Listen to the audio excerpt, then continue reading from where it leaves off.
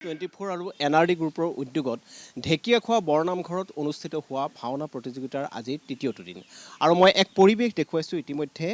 আজি অনুষ্ঠিত হ'ব লগা যি দুখনকৈ ভাওনা এই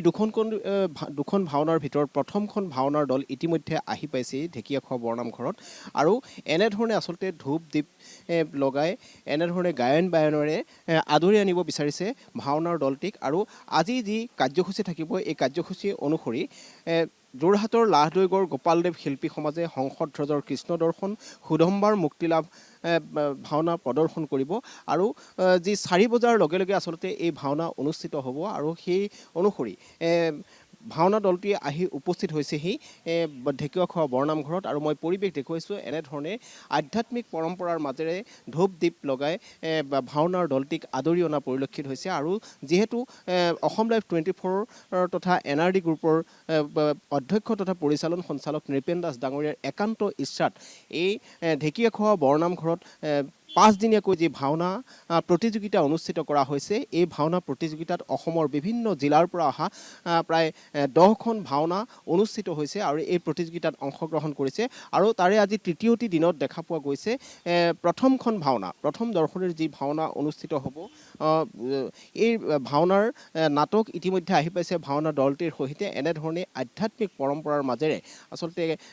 গায়ন বায়নেৰে এই দলটিক আদৰি অনাৰ এক পৰম্পৰা আছে আৰু সেই অনুসৰি এই দলটিক আদৰি আনিব বিচাৰিছে মই পোনপটীয়াকৈ এই দৃশ্যাংশ দেখুৱাৰ সমান্তৰালভাৱে অসম লাইভ 24 সহযোগী সম্পাদক জোনজ্যোতি দত্ত ডাঙৰীয়াও আছে আমি তেখেতৰ পৰা মন্তব্য ল'ব বিচাৰিম যিহেতু আমাৰ একান্ত ইচ্ছা অসম লাইভ 24 পৰিচালন সঞ্চালকগৰাকীয়ে যি এক আন্তৰিকতাৰে সৈতে এই ঐতিহ্যমণ্ডিত ঢেকীয়াখোৱা বৰনামঘৰত 5 দিনীয়াকৈ যি এই ভাওনা প্ৰতিযোগিতা অনুষ্ঠিত কৰিছে এই প্ৰতিযোগিতা প্ৰত্যেকটো দিনেই আচলতে সুকলমে অনুষ্ঠিত হৈছে হাজাৰ হাজাৰ দৰ্শকৰ সমাগম ঘটে আৰু মই পৰিৱেশৰ মাজলৈ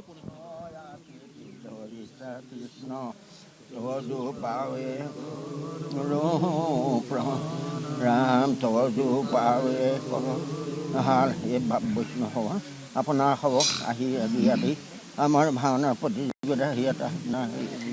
আপোনালোকৰ স্থিতি হৈছেই আপোনাৰ হ'ব যিবোৰ আমি আদৰণি কৰি আনিবলৈ বাইকে বচনে দিনাখন আপোনালোকৰ যি চৰণ সেৱা ধৰণ আমি আভাৰো কৰিব নাই পুণ্যচৰে যে ইয়াতে গোৱা খৰচা বন্তি প্ৰজ্বলিত কৰি লৈ ইয়াতে ভাগি সেৱা ধৰিছে আৰু সেই নাটক ভাবি আজি ইয়াতে আগবঢ়াবলৈ আনিছে তাত যদি কিবাখিনি দোষাদোষ সৰ্বদোষণৰে সমস্ত মানে প্ৰতিযোগীসকলৰ সমস্ত মনগত সিদ্ধি হৈ কোনোবা ভাগি নকৰক আৰু কৰ্মভাগৰ ওপৰতে সুচাৰুৰূপে পাৰ কৰি তেখেতৰ মনোবাঞ্ছা আৰু ৰাইজৰ আমাৰ নামঘৰৰ কমিটিসকলৰ সমস্তৰ মনগত সিদ্ধি কৰিব এই ঠাই কাকুতি কাৰণে ভগৱন্তৰ দুখানি অৱহেত শৰণ এনে অভিযান হৈছে কৃষ্ণ কৃষ্ণ কৃষ্ণ কৃষ্ণ আৰু মই দেখুৱাইছোঁ এনেধৰণে এক আধ্যাত্মিক পৰম্পৰাৰ মাজেৰে নামঘৰীয়াৰে যে আশীৰ্বাদ প্ৰদান কৰিছে যিহেতু ভাওনাৰ দলটিয়ে তেওঁলোকৰ দীৰ্ঘদিনীয়া আখৰাৰ অন্তত আজি প্ৰতিযোগিতাত অংশগ্ৰহণ কৰিবৰ কাৰণে আহিছে আৰু খুব সুন্দৰভাৱে এনেধৰণে আধ্যাত্মিক পৰম্পৰাৰ মাজেৰে তেখেতসকলক আদৰণি জনাইছে অসম লাইভ 24 তথা ঢেকীয়াখোৱা বৰনামঘৰ পৰিচালনা সমিতিৰ তৰফৰ পৰা গায়ন বায়নেৰে আধ্যাত্মিকভাৱে আচলতে তেখেতসকলক আদৰি অনা এই পৰ্ব মই দেখুৱাইছোঁ অসম লাইভ 24 দৰ্শকসকলক আৰু এনেধৰণে আচলতে প্ৰতিদিনেই যি দুখনকৈ ভাওনা অনুষ্ঠিত হ'ব আজি প্ৰথমখন ভাওনাৰ দলটি ইতিমধ্যে ঢেকীয়াখোৱা বৰনামঘৰত উপস্থিত হোৱাৰ লগে লগে এনেধৰণে ধূপ দীপেৰে তেখেতসকলক আদৰণি জনাইছে মই মন্তব্য ল'ব বিচাৰিম অসম লাইভ 24 সহযোগী সম্পাদকগৰাকী আছে মই আপোনাৰ ওচৰলৈকে আহিব বিচাৰিছোঁ খুব সুন্দৰভাৱে আচলতে আধ্যাত্মিক পৰম্পৰাৰ মাজেৰে প্ৰথমটি ভাওনা দলক আদৰি অনা হৈছে 4 বজাৰ লগে লগে ভাওনা অনুষ্ঠিত নিশ্চিতভাৱে যিহেতু আজি তৃতীয় দিন ভাওনা মহোৎসৱৰ ভাওনা প্ৰতিযোগিতাৰ আৰু তৃতীয় দিনটোৰ প্ৰথমটো প্ৰতিযোগী দল ভাওনা যিহেতু কাষৰীয়া লাইদৈগড়ৰে এইটো দল আহিছে গতিকে তেওঁলোকে আজি ভাওনা প্ৰদৰ্শন কৰিব ইয়াৰ পাছতে যিটো টীম আছে সেই টীমটো স্থানীয় লোকপ্ৰিয় কৰে গতিকে আজি দুইটা টীম যিহেতু স্থানীয় হ'ল গতিকে আমি ভাবিছোঁ যে জনসমাগম বা ভক্তসকলৰ সমাগম বা ভাওনা প্ৰেমী ৰাইজ যথেষ্ট সংখ্যক উপস্থিত হ'ব ইতিমধ্যে আমি গম পাইছোঁ যে বিগত দিনকেইটাত যথেষ্ট হাজাৰ হাজাৰ লোক আহি ভাওনা প্ৰদৰ্শন কৰিবলৈ আহিছে বা ভাওনা চাইছে তেওঁলোকে গতিকে আজিৰ দিনটোত আয়োজক কমিটি বিশেষকৈ ভাওনা পৰিচালনা সমিতিৰ যিসকল ঢেকীয়াখোৱা পৰিচালনা সমিতি আছে তেওঁলোকে যি NRDৰ হৈ বা অসম লাইফৰ হৈ যি আয়োজন কৰিছে সেয়াত আজি তেওঁলোকে আশা কৰিছে যে আৰু অধিক